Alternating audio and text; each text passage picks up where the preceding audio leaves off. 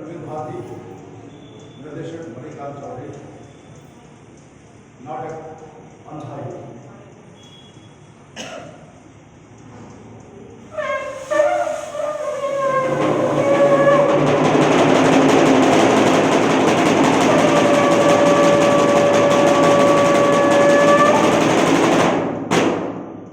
यदा यदा हि धर्मस्य ग्लानिर्भवति भारत अभ्युत्थानम् अधर्मस्य तदात्मानं सृजाम्यहम् परित्राणाय साधूनां विनाशाय च दुष्कृताम्।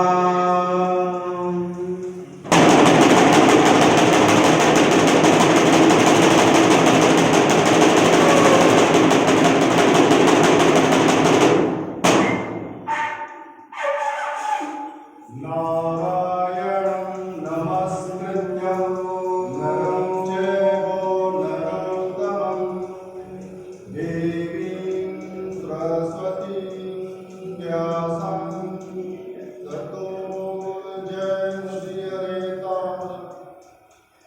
जिस युग का वर्णन इस कृति में है उसके विषय में विष्णु पुराण में कहा है। उस भविष्य में धर्म अर्थ असंयुक्त होंगे, क्षय होगा धीरे धीरे सारी धरती का। सत्ता होगी उनकी जिनकी पूंजी होगी, जिनके नकली चेहरे होंगे, केवल उन्हें महत्व मिलेगा। राजशक्तियां लोलुप होंगी, जनता उनसे पीड़ित होकर गहन गुफाओं में छिप छिप कर दिन काटेगी।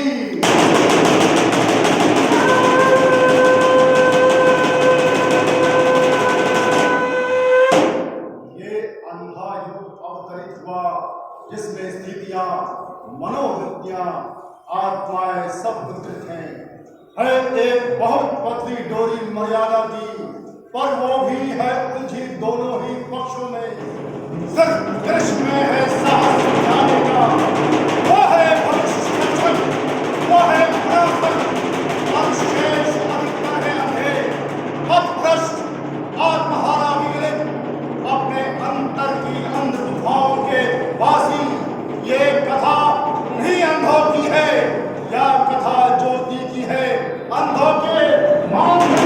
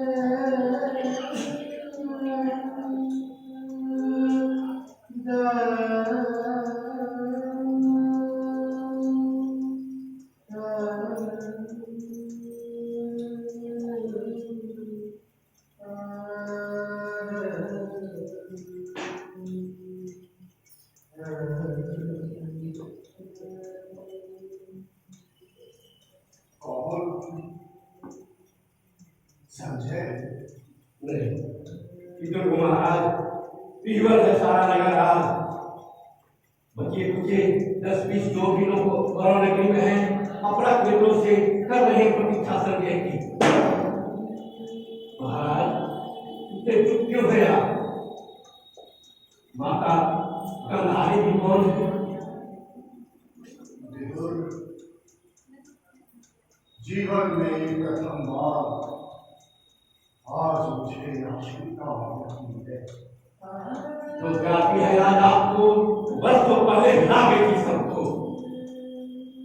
पहले कभी तुमने ये नहीं कहा। भीष्म ने कहा था, गुरु द्रोण ने कहा था, इसी अंतरपुर में आकर कृष्ण ने कहा था, मर्यादा मत तोड़ो, तोड़ी हुई मर्यादा उजड़े हुए अजगर की कुंडलिका में कौरव वंश को लपेटकर सुंदर सी तोड़ डाली। समझ नहीं सकते हो विदुर तुम। मैं था जन्मान, कैसे कर सकता था ग्रहण में बारी या बार क्या सामाजिक मर्यादा। कैसे आपने किया था ग्रहण अंधेपन के बावजूद, और वो संसार स्वतः अपने अंधेपन से किया था।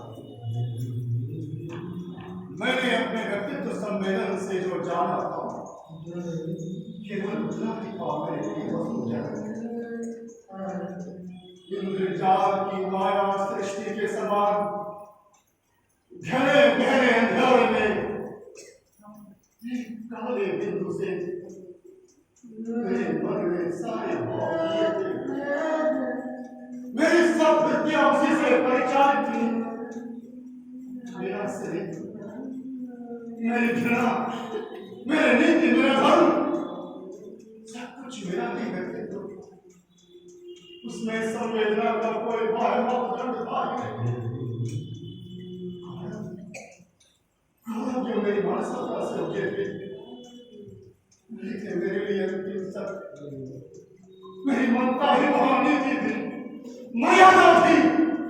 पहले दिन से कि तुम आपका और अंतिम सत्य कौरव का सैनिक बल होने लगा था। सिर्फ झूठा सकते ही पिछले 17 दिनों से एक एक कर पूरे कौरव वंश के नाम की सब बात सुनते आ रहे हैं। मेरे लिए वे संवाद सब निरर्थक थे। मैं हूँ जन्मान, केवल सुन ही तो सकता हूँ। संजय मुझे देते हैं केवल शब्द, उन शब्दों से जो औकार चित्र बनते हैं, उनसे अब तक मैं अपरिचित हूँ। कल्पित कर सकता नहीं कैसे दुशासन के हर छाती से रक्त बन रहा होगा, कैसे क्रूर दिन में अंगुली में धार से उठ किए होंगे।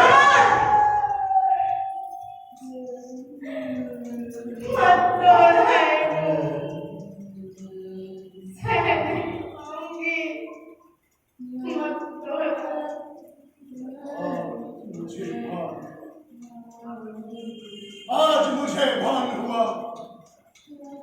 मेरे व्यक्तित्व सीमाओं के बाहर भी सत्य बात था। आज मुझे भान हुआ सहसा लगा कोई बांध टूट गया। कोटि कोटि योजन तक दहाता हुआ समुद्र मेरे अनुमानित सीमित जग को लहरों की विषय जीवाओं से निकलता हुआ मैं अंतर मन में बैठ गया। सब कुछ बह गया मैं अपने व्यक्तित्व मूल्य निश्चिंत किंतु ज्ञानहीन नासुखाए। ये जो पीड़ा ने क्या हमने क्या है परंतु इस ज्ञान ने सदा नहीं दिया है। जीवन में प्रथम बार आज मुझे आशंका व्यापी है तो ज्ञान अधूरा है। प्रभु ने कहा था जो ज्ञान अर्पित नहीं वो अधूरा है।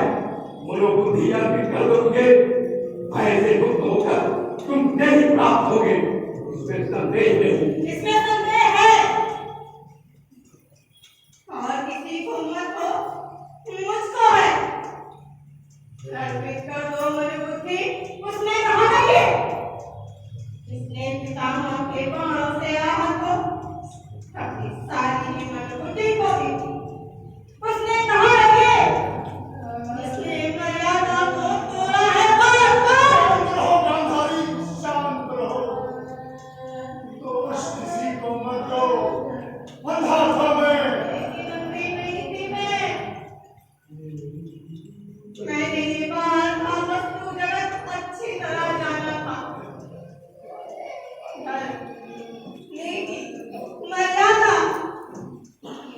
सब है केवल आडंबरवाद। ये मैंने बार बार देखा था। निर्णय के क्षण में विवेक और मर्यादा व्यक्त सिद्ध होते आए हैं सदा।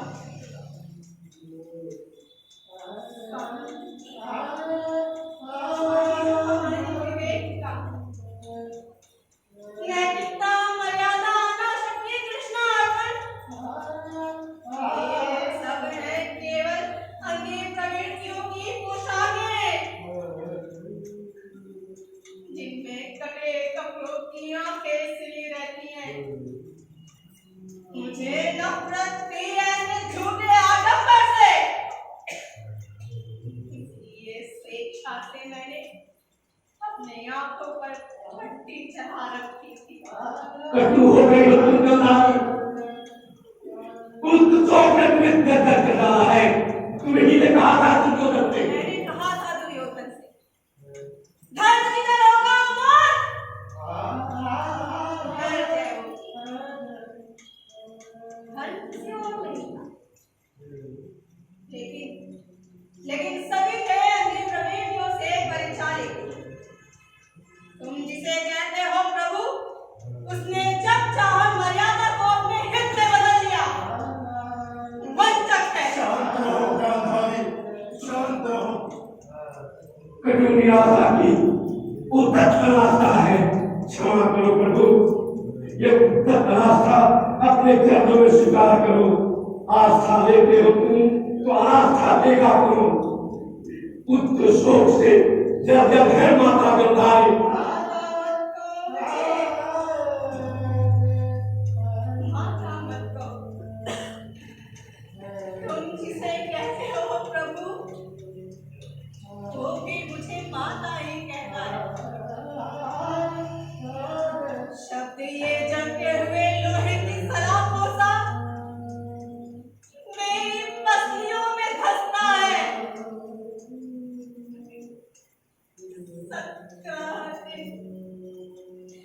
सत्रह दिन के अंदर मेरे सब पुत्र एक एक करके मारे गए।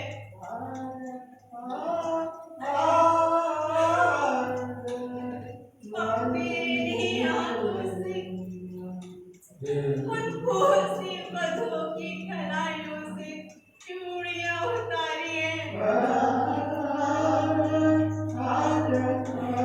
अपने इसी आंचल से उनकी चेहरे दिखाए पूछी है।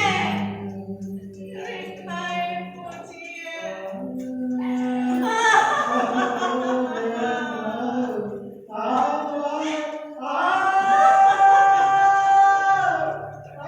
जय हो दुर्योधन की, जय हो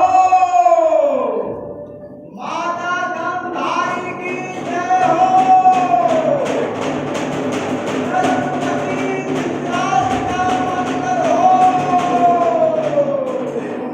देखो विदुर संजय आए। जीत गया। मेरा पुत्र दुर्योधन जीत गया। मैंने कहा था जीतेगा वो निश्चय आज। जीत गया। क्या चीज है महाराज? याचक उन्नत ललाट श्वेत केसी अजान बाहु।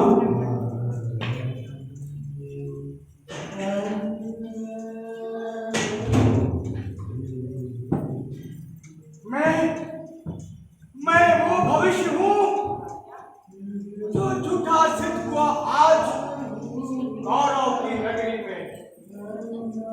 मापा था मैंने नक्षत्रों की गति को, उतारा था अंकों में। मानो नीति के अलिखित अक्षर जागे थे। मैं था ज्योतिषी दूर देश का। आज मुझे आता है, तुमने कहा था कि द्वंद अनिवार्य है, क्योंकि उसी से जय होगी कौरव दल की। मैं हूँ वही। आज मेरा विज्ञान सब मिथ्या ही सिद्ध हुआ।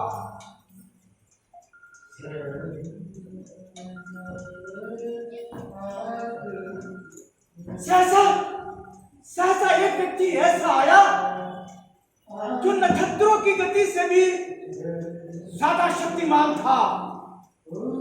उसने उसने रणभूमि में विषादग्रस्त अर्जुन से कहा, मैं हूं रात पर, मैं जो कहता हूं कर, सत्य जीतेगा, सत्य मुझसे ले, मत कर। प्रभु थे वे, कभी नहीं। उनके शक्ति में ही समाहित थी सारे इतिहासों की, सारे नक्षत्रों की दैवी शक्ति। पता नहीं प्रभु है या नहीं,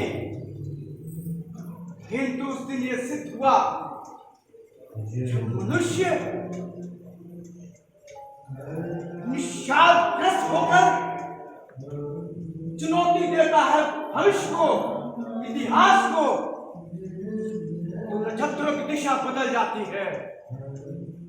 नीति नहीं है पूर्व निर्धारित, उसे मानो हर क्षण निर्णय बनाता जाता है। प्रहरी, इसे एक कंजुल मुद्राएं दो। तुमने कहा है जय होगी दुर्योधन की।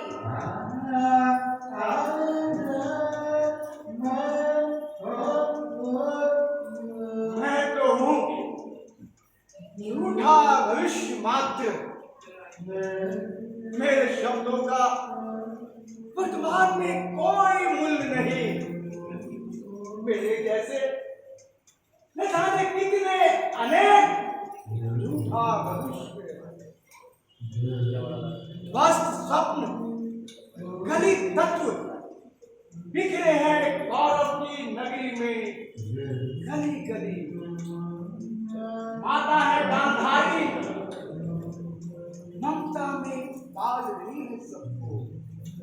जय हो दुर्योधन की, जय हो माता गांधारी की। नरपति धृतराष्ट्र का मंगल हो, जय हो दुर्योधन की, जय हो। होगी, अवश्य होगी। यदि मेरी ये आशा अंधी है तो वो जीतेगा, मेरा पुत्र दुर्योधन जीतेगा। तो गया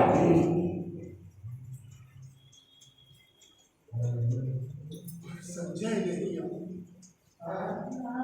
लौट गए होंगे सभी योद्धा अपने अपने शिविर को। जीता कहो, हारा कहो। प्रभु संशय ना करें, संजय जो भी समाचार आएंगे वो शुभ होगा। माता अब जाकर विश्राम करें, नगर द्वार अपना खुले ही है, संजय की रथ की प्रतीक्षा।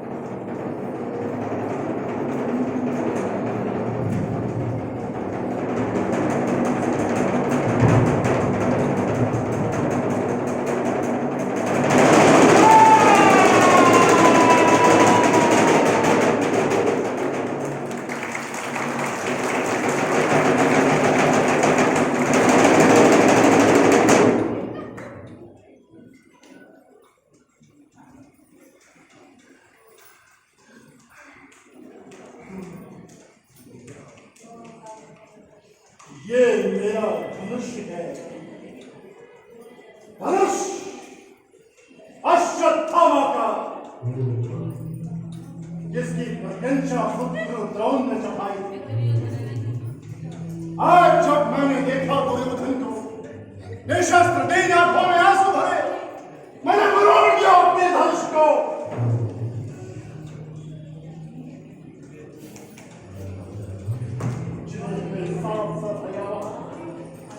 किंतु शक्तिहीन मेरा धनुष है, जिसके बल पर लूंगा मैं प्रतिशोध अपने पिता के निर्मम धन में भयानक इस बात में भूल नहीं पाता हूं। कैसे सुनकर युधिष्ठिर की घोषणा कि अश्वत्थामा मारा गया,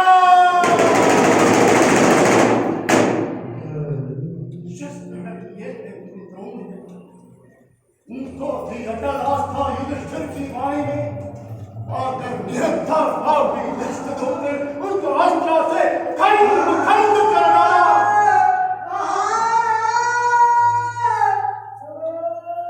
मेरे पिता के अपराधी युधिष्ठिर के असत्य में उनका वध करना, उस दिन से मैं हूं पशुपात, अन्न वाला पशु, किंतु मैं एक अंधी गुफा में बदल गुफा ये पराजय की। सुनो द्रोण, सुनो सुनो दुर्योधन, सुनो, मैं तुम्हारा अश्वत्थामा, कौन अश्वत्थामा? शेष को भीतर जैसे रोगी मुर्दे के मुख में शेष कहता है, गंगा कफ बासी धूप शेष अभी तक आत्मघात कर इस नपुंसक से छुटकारा प्राप्त करेंगे। यदि नरकांगी नहीं तो बनना पड़े तो शायद इसकी यात्रा नहीं होगी। किंतु नहीं, जीवित रहूंगा मैं, जीवित रहूंगा। अन्न पर प्रशंसा पशुओं के नीचे लोग बंधे हो गए, मेरी उंगलियां बिंदाओं में चीख खाए गए, जिससे केवल वक्त चलूंगा। अंतिम अस्तित्व बने मेरे अस्तित्व का आता है, शायद पांडव योद्धा है, धनुष मरोड़ा है, गर्दन मरोड़ूंगा आज। छुप जाओ इस झाड़ी के पीछे, छुप जाओ इस झाड़ी के पीछे। आता है कोई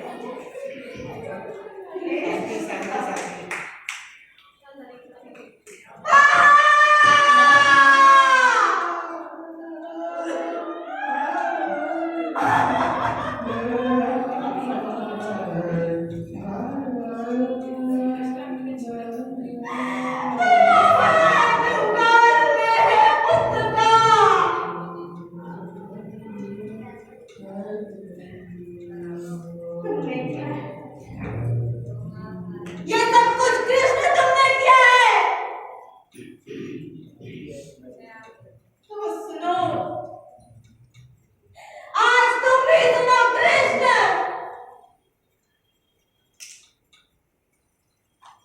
मैं तपस्विनी गांधारी अपने सारे जन्मों के पुण्यों का, अपने पिछले सारे जन्मों के पुण्यों का बल लेकर कहती हूँ कृष्ण सुनो।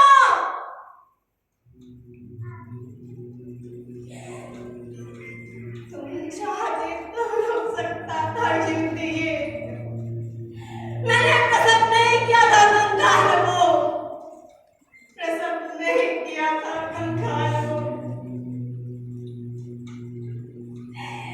इंगित पर तुम्हारे भीम ने आदर किया, फिर तुमने क्यों नहीं दिया श्राप भीम को? जब तुमने किया अपने अपराध अश्वत्थामा को, अश्वत्थामा को तुमने किया है, तुमने किया है प्रभुता का दुरुपयोग। तो सुनो कृष्ण,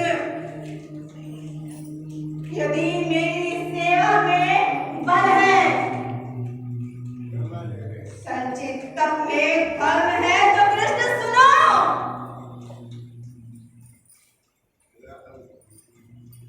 तुम्हारा सारा वंश किसी तरह परस्पर एक दूसरे को नोच खाएगा, पागल कुत्तों की तरह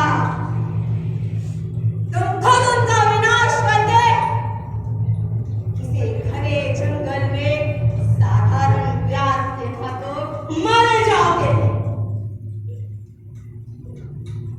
प्रभु हो, मारे जाओगे पशुओं की तरह। प्रभु हो, पर मारे जाओगे पशुओं की तरह। माता, प्रभु या प्राप्त पर पुत्र हूं तुम्हारा, तुम माता हो। मैंने अर्जुन से कहा, सारे तुम्हारे कर्मों का पाप पुण्य योग क्षेम मैं वहन करूंगा अपने कंधों पर। 18 दिनों के इस भीषण संग्राम में कोई नहीं, केवल मैं ही मरा हूं करोड़ों बार। कितनी बार जो भी सैनिक भूमिशाही हुए, कोई नहीं था माता, वह मैं ही था। गिरता था घायल होकर तो रणभूमि में, अश्वत्थामा के अंगों में रक्त पीर श्वेत बनकर बहूंगा मैं ही युग युगांतर। जीवन हूं मैं तो मृत्यु भी तो मैं ही हूं मां। श्राप ये तुम्हारा स्वीकार है, स्वीकार है मां। ये तुमने क्या किया? ये तुमने क्या किया? रोई नहीं मैं अपने 100 पुत्रों के लिए, लेकिन तुम्हारे लिए तो मेरी ममता आघात है। कर देते अस्वीकार्य श्राप तुम, तो क्या मुझे दुख होता?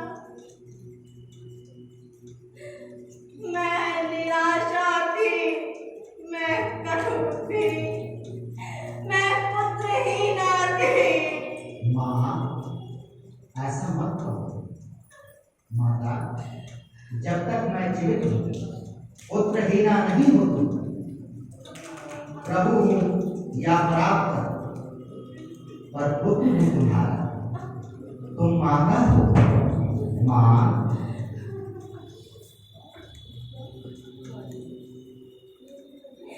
ये मैंने क्या किया? ये मैंने क्या किया विदुर? ये मैंने क्या किया? ये मैंने क्या किया?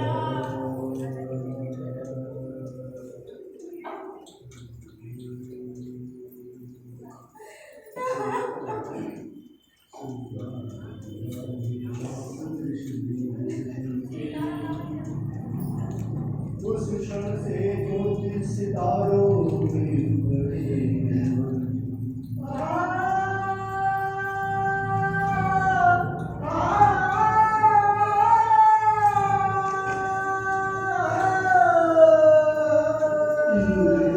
संचित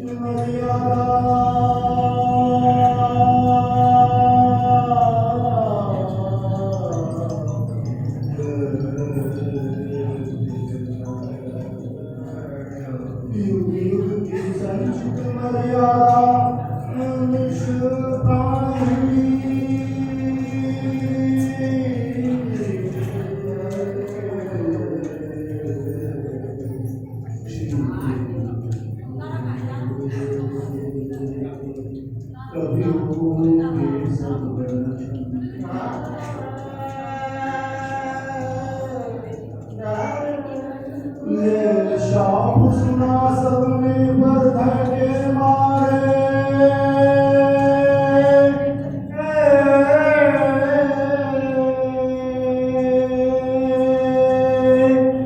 माता गांधारी से कुछ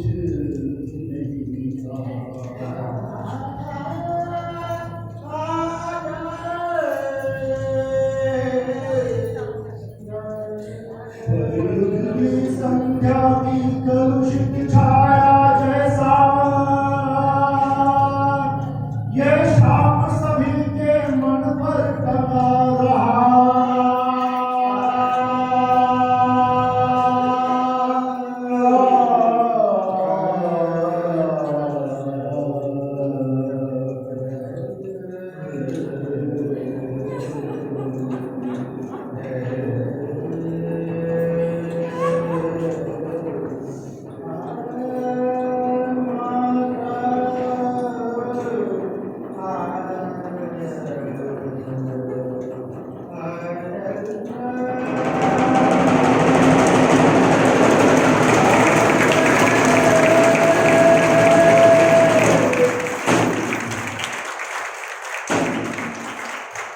पटना से या यूपी से लखनऊ से दिल्ली के हरियाणा गांव के लोग पटना के एक रंग करने वाले का सम्मान करते हैं।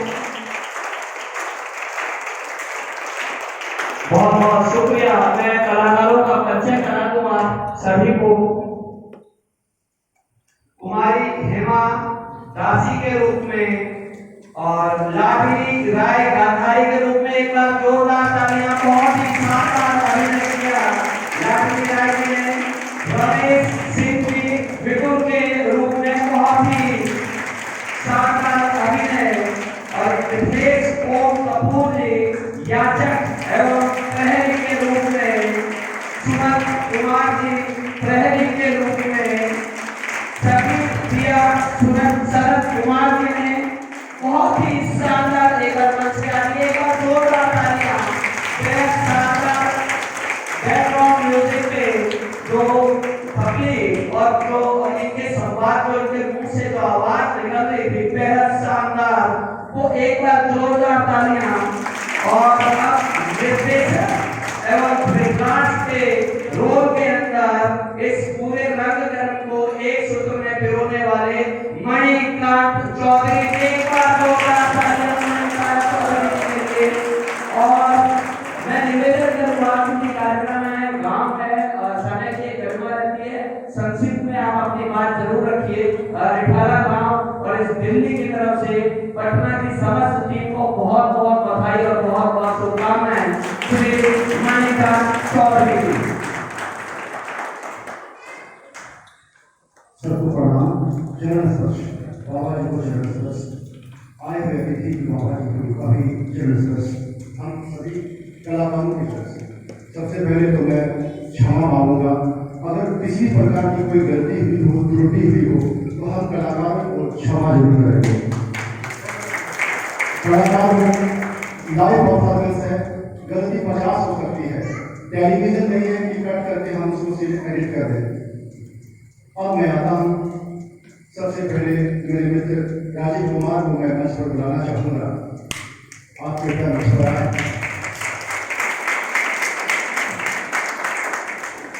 और इस पूरे परिषद के जो कर्ता धर्ता है बाबा जी उनका चरणों में प्रणाम पूर्वक मैं अपना निवेदन करता हूँ, कृपया मंच पर आए। आपका बाबा जी बहुत बहुत धन्यवाद कि आप लोगों ने हम कुछ कलाकारों को इस अच्छे इतने बड़े श्रोताओं के बीच में छोटी सी प्रस्तुति करने का आपने हमें मौका दिया है। इसके लिए हम सभी कलाकार आपका हृदय से आभारी हैं और अपने मित्र का जो हमें हाथ से याद करके कलाकार को यहाँ के प्रभाव देंगे, बड़े बड़े हमसे कलाकार होंगे, लेकिन घर का आपने निर्माण किया है और हमें यहाँ बुलाकर आपने बाबा से जोड़ने का प्रयास किया है। आपका मित्र बहुत बहुत धन्यवाद। तो सबसे पहले मैं चाहूँगा कि बाबा जी हम सभी को दो शब्द कंप्लीट करें। एक बार प्रेम से बोलिए श्री कृष्णचंद्र भगवान की। आपने ये जो सुंदर अभिनय देखा, ये कोई मनगढ़ंत कहानी नहीं। यह घटना कभी आज से लगभग 5 से 6 हजार वर्ष पहले घटी। उसी घटना को आज इसे आप नाटक रूपांतर भी बोल सकते हैं, एक चलचित्र नाटक के रूप में भी बोल सकते हैं, क्योंकि इसमें से कोई धृतराष्ट्र नहीं बन सकता, कोई गांधारी नहीं बन सकता, कोई कृष्ण नहीं बन सकता, कोई विदुर नहीं बन सकता। क्यों? क्योंकि मात्र आधे से 1 घंटे बैठकर हम इस छोटे से इस नाटक का ये जो रूप 1 घंटे में इन्होंने दिखाया है, इसको घटने में काफी समय लगा था। वह बैठकर हम नहीं देख पा रहे हैं, मतलब हमारे में इतनी सक्षमता नहीं है, हमारा शरीर, हमारा बुद्धि, हमारा मन, हमारे हाथ पांव, हमारे विचार इतने सक्षम नहीं है कि 1 घंटे में केवल उस जो आज से 6000 वर्ष पहले घटना घटी थी उस नाटक को केवल देख सके। नाना प्रकार की सूचनाएं देने के बाद उनको लगता है सूचना देने में हमने कोई कमी नहीं रखी, लगभग लोगों को सूचना, लेकिन सूचना देने के बाद इतने लोग एकत्र हुए, तो फिर धृतराष्ट्र बनना और कृष्ण बनना, गांधारी बनना, अश्वत्थामा बनना, दुर्योधन होना, हमको तो नहीं लगता कि इस कलिकाल में किसी के बस की बात है। क्यों महाराज गलत बोल रहे तो बताइए। जब हम 1 घंटे का नाटक पूरे स्क्रिप्ट भाव से देख नहीं पा रहे हैं, उसी में कुछ लोग बीच में जा रहे हैं, एक उठ कर गया, उसने दूसरे को इशारा किया, तू क्यों बैठी है, तू भी चलना मेरे साथ। मतलब कलिकाल का ये बहुत बड़ा प्रभाव है। अगर एक व्यक्ति कुछ गलत कर रहा है तो अकेले ना करेगा, बगल वाले कोई बोलेगा तू भी कर। लेकिन जब कोई अच्छा काम करना होगा, धार्मिक आयोजन होगा, पूजन पाठ होगा, उसे कहीं से कोई विधि पता चलेगी तो वो ये सोचेगा या ये सोचेगी, चाहे स्क्रिप्ट राइटर हो, ज्यादातर लोग कि भाई ये बात हम किसी को बताएं ना, चोरी से अकेले ही कर लें, क्योंकि इसका लाभ केवल मुझे है। तो पटना से यहाँ पर आए हुए जितने भी कलाकार हैं, धृतराष्ट्र, गांधारी, विदुर, अश्वत्थामा का ही जिन्होंने रोल और धृतराष्ट्र का रोल दोनों एक साथ ही प्ले किया, ये बिटिया रानी है, जितने भी लोग, उन सभी का मैं बहुत बहुत धन्यवाद करता हूँ। और ये जो कार्यक्रम आज हुआ है, क्या मात्र 3 दिन की तैयारी है, ऐसा नहीं किसी बहुत बड़ी कोई योजना हम लोगों ने बनाई। 3 से 4 दिन पहले आप लोगों से हमारी बात हुई, हमने कहा और वही अष्टमी का दिन है और वही व्रत का दिन है, शुभारंभ यज्ञ की किया जाए। तो यज्ञ की चर्चा करने के लिए लोगों को बुलाया जाए। तो हम चाहते हैं कि कुछ ऐसा विषय रख दिया जाए, उस विषय को लोग देखें और फिर उस विषय को देखने के बाद 2 लाइन में अपनी बात रखें। तो सभी को विलंब भी हो रहा है क्योंकि कार्तिक का महीना चल रहा। हमारी ये जो माताएं हैं सुबह 4:30 बजे मंदिर में आ जाती हैं। इसका मतलब है कि ये 3 बजे उठ जाती हैं। तो हम अपनी बात को ज्यादा लंबा नहीं ले जाएंगे, केवल 2 लाइन में अपनी बात पूरी करें। 13 वर्ष से लेकर 20 वर्ष की आयु तक हमने खूब यज्ञ की। 13 वर्ष से 20 वर्ष, फिर 20 वर्ष के बाद 21 से लेकर 26 से 27 साल, मतलब ये 7-8 साल मैंने हिंदू जागरण के लिए खूब काम किया। लगा रहा अलग अलग जगहों पर, कहाँ लगा रहा मैं ये बता नहीं सकता, लगा रहा। लेकिन अभी पिछले 2-3 वर्षों में मुझे बात समझ में आई कि धर्म रक्षा का विषय नहीं है। धर्म की रक्षा कोई कर ही नहीं सकता। धर्म धारण का विषय है। धर्म किसका विषय है? धारण का विषय है। आप पेड़ धारण करेंगे, सिक्का धारण करेंगे, यज्ञोपवीत पहनेंगे, गायत्री का जप करेंगे, कार्तिक का व्रत करती है माताएं, सुबह स्नान करने आती है। धर्म इसी से जीवित रहेगा और धर्म की रक्षा कोई व्यक्ति कर नहीं सकता। श्री कृष्ण भी चाहते तो धर्म की रक्षा कर लेते, राम भी चाहते तो रक्षा कर लेते, लेकिन कृष्ण ने बताया कर्तव्य कृष्ण कुछ करना पड़ेगा। धर्म की रक्षा कोई कर नहीं सकता, धर्म को धारण करना पड़ेगा। तो जो 13 वर्ष से 20 वर्ष की आयु तक मैंने लगातार यज्ञ अनुष्ठान किए, मुझे भी ऐसा लगा पिछले 1 वर्षों से यह अनुभूति हो रही है कि हमें उस परंपरा को जिंदा करना पड़ेगा। और यज्ञ की परंपरा को हम बोलते हैं, कई भाषाओं में उसका वो विवरण है। कुछ लोग बोलते हैं, आपने सुना होगा स्लोगन, आओ लौटे वेदों की ओर, चलो वेदों की ओर, ऋषि परंपरा का निर्वहन करें। तो यज्ञ का मतलब ही है ऋषि परंपरा, यज्ञ का मतलब ही है वेदों की तरफ चलना। तो यज्ञ ही एक ऐसा माध्यम है जो धर्म को जीवित रख सकता है। यज्ञ के अलावा दूसरा कोई माध्यम नहीं है कि जिस माध्यम से आप धर्म को जीवित रख सकें। तो इस गांव में सबसे ज्यादा संख्या राजपूतों की, उसके बाद संभवतः ब्राह्मण, उसके बाद वैश्य हैं, शूद्र है। और यहाँ पर बुध विहार से, विजय विहार से, अन्य सेक्टरों से, और यहाँ पर जो माताएं बैठी हैं कुछ उत्तर प्रदेश, कुछ बिहार, कुछ यूपी से, जो यहाँ पर किराए के रूप में या जिन्होंने अपनी प्रॉपर्टी बना ली हो, ऐसे सभी लोग यहाँ पर हैं। मेरे मन में ये विचार आया, ये विचार पता नहीं कैसे पिछले 8 वर्षों के बाद फिर से प्रदीप्त हो रहा है। मैंने एक दिन ऐसे ही बैठे बैठे विचार किया और हमने 1 अरब, कितना? 1 अरब शिव पार्थिव रुद्राभिषेक का संकल्प ले लिया। उसकी शुरुआत यहां से हो रही है। इसके बाद सीधा ललितपुर के बाद महाराज जी से बात हुई, एमपी में जगह है ग्वालियर, इसके बाद कलकत्ता। अब लगातार मैं ये यज्ञ करूंगा क्योंकि जब तक ऋषि परंपरा को नहीं जीवित किया जाएगा, जब तक यज्ञों की परंपरा को नहीं जीवित किया जाएगा, तब तक धर्म का जीवित रहना संभव नहीं है।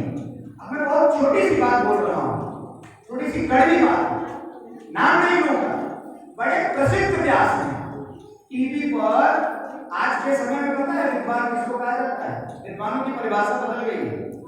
विद्वान कौन है आपके दृष्टिकोण में, जानते हैं?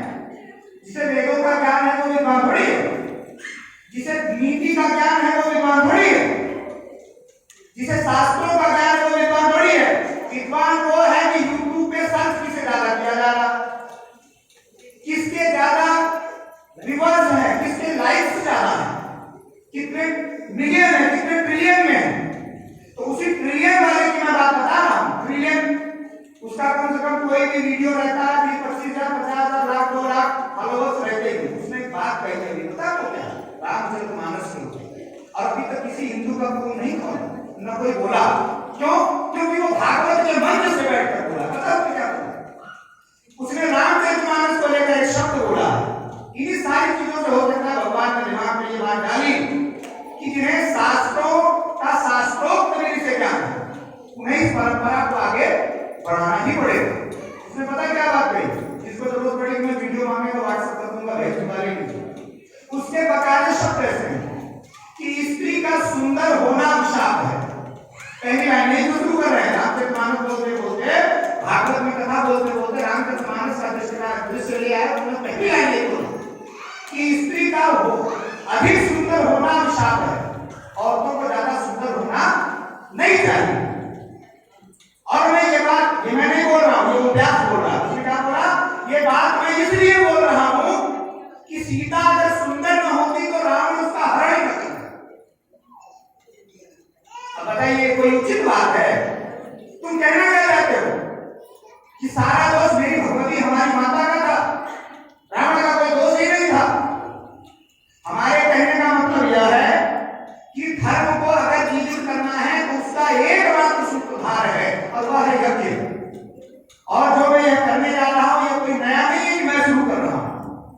दिल्ली में हो सकता है 1.25 करोड़ 1 करोड़ 25 लाख पार्थिव मिट्टी के शिवलिंग के निर्माण की या प्रक्रिया और यज्ञ की प्रक्रिया संभव तो हो सकता है, पहली बार होने जा रहा है इस कलिकाल में, पिछले 150 वर्षों के बीच में। बाकी त्रेता युग, द्वापर युग में, सतयुग में हुआ मैं नहीं जानता।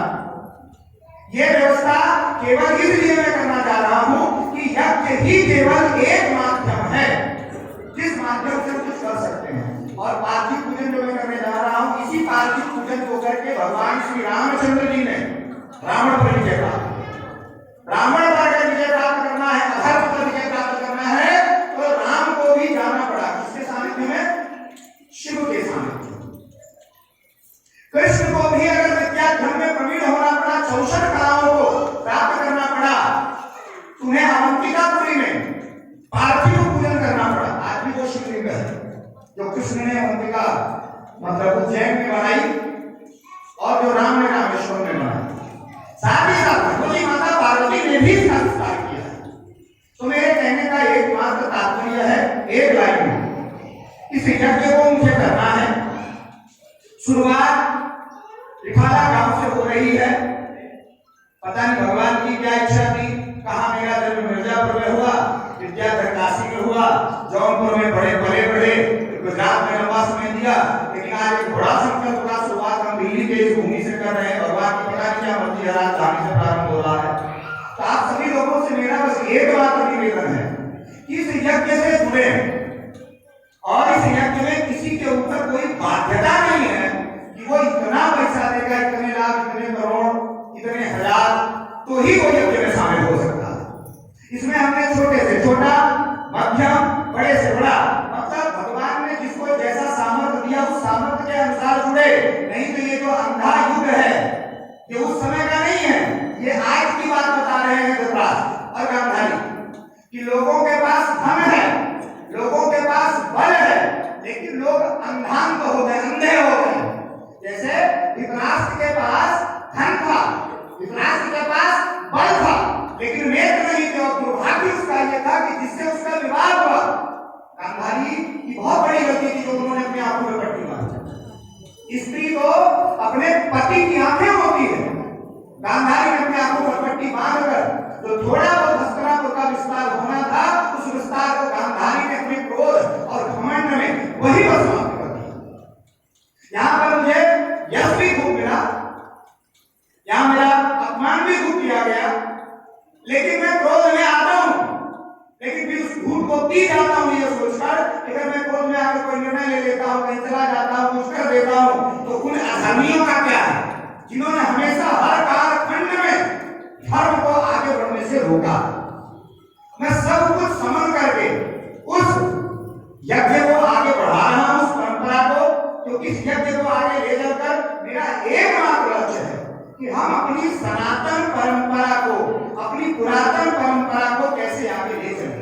सभी बात करते हैं कि मुसलमान आगे बढ़ रहा है, क्रिश्चियन आगे बढ़ रहे हैं, हमने कोई विचार किया वो इतने आगे क्यों बढ़ रहे हैं?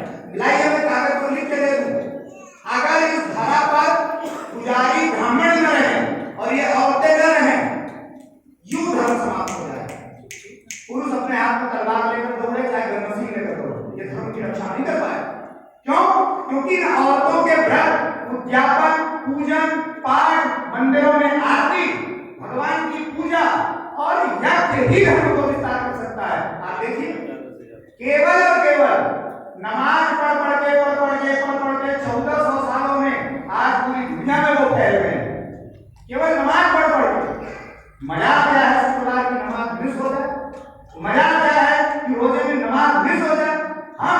एक छोटा सा कार्यक्रम भी करते हैं, उनमें अपने बच्चों को नहीं लाते। हमारा बच्चा चोरी करे ठीक, शराब पिए ठीक, गुटखा खाए ठीक, जुआ खेले ठीक, लेकिन वो कैसे मंदिर रोज नहीं जा रहा है, और मंदिर जा रहा है तो किसी महात्मा के पास कैसे बैठ गया, बैठा तो बैठा मंदिर में उसने झाड़ू कैसे लगा दिया, तो उसके मजे लेते हैं। अरे भैया तो मंदिर में झाड़ू मारता है खाली बेटा, तो कोई काम वाम नहीं है। मैं लिख कर दे रहा हूँ, रोड पर चिल्लाने से, भाषण देने से धर्म का कभी भी विस्तार नहीं हो सकता। धर्म के विस्तार का एकमात्र कारण है, और वह है धर्म का धारण करना। आप सभी का सहयोग रहा, महादेव की कृपा से यज्ञ तो मैं अवश्य करूंगा। यज्ञ के बाद सभी कुछ ठीक रहा, सभी संतों से, आप सभी लोगों के सहयोग से बहुत जल्दी जो हमारा समाधि मंदिर है, उस मंदिर में यज्ञ से ठीक 6 महीने बाद मैं एक वैदिक गुरुकुल परंपरा को प्रारंभ भी कर दूंगा। तो हम सभी लोग 6 महीने मैं कोई भी काम करता हूँ टारगेट लेकर करता हूँ। लगभग 1.5 साल हो गए मुझे यहाँ आए, धीरे धीरे 2 साल हो जाएगा। नीचे का इस मंदिर का मैंने टारगेट 2 साल का रखा था। नीचे की जो आप देख रहे हैं टूटा फूटा है, ऊपर है, ये आप मान के चलिए 15-20 दिन के अंदर सब कंप्लीट हो जाएगा। तो मैं सोचेगा कि आप कोई काम सालों में करें, 20 दिन के अंदर ये सारा कंप्लीट कर देंगे, अंदर से लेकर बाहर। इसके बाद हम यज्ञ करेंगे। यज्ञ के बाद हमारा लक्ष्य है समाधि मंदिर की तरफ। 6 महीने के अंदर आप सभी का सहयोग, महादेव की कृपा रही, मैं वैदिक गुरुकुल की परंपरा करूंगा, और उसके ठीक 6 महीने बाद समाधि मंदिर में निर्माण कार्य के बाद